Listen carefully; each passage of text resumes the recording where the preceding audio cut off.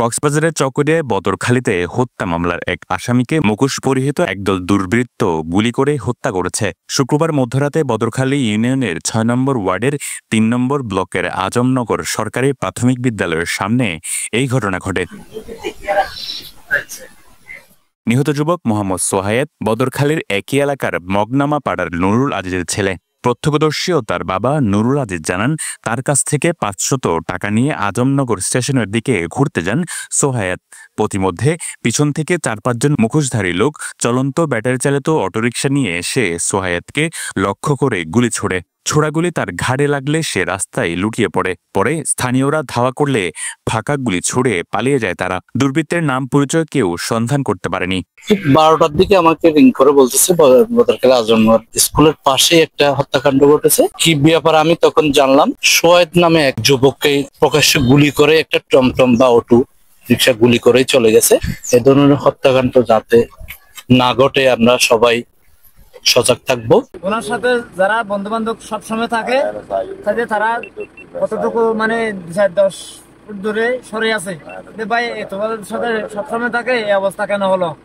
হয়তো ভাই আমি একটা গাড়ি দেখতেছি আমাদের সামনের দিকে হয়তো চলে গেছে, আমরা গাড়িটা হয়তো দৌড়াই ধরতে চাইলাম, হয়তো ধরতে পারি নাই, হয়তো আমরা আবার এখানে চলে আসছি। আমার ভাই আর মাগরিবের আজানের পরে ১,৭০,০০০ টাকা মাছের ফসলের জন্য নিয়ে গেছে ঘর থেকে, বুঝছেন? এই টাকা সহ নিয়ে গেছে। পুলিশ বাড়ি থাকলে মনে হয় এইগুলো সন্ত্রাসী চুরি রাহাতি কোন রাহাজানি যে সমস্ত হচ্ছে এগুলো তো বন্ধ হবে।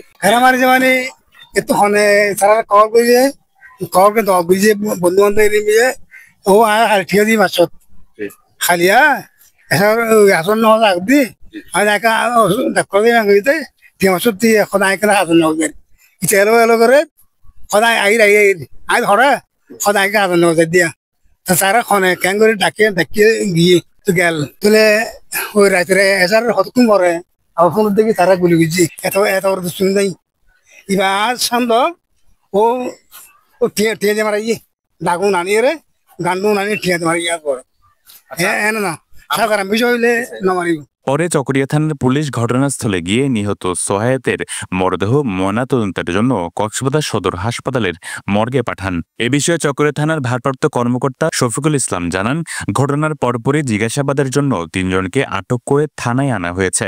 ঘটনার প্রকৃত তথ্য উদ্ঘাটনে কাজ করছে পুলিশের টিম।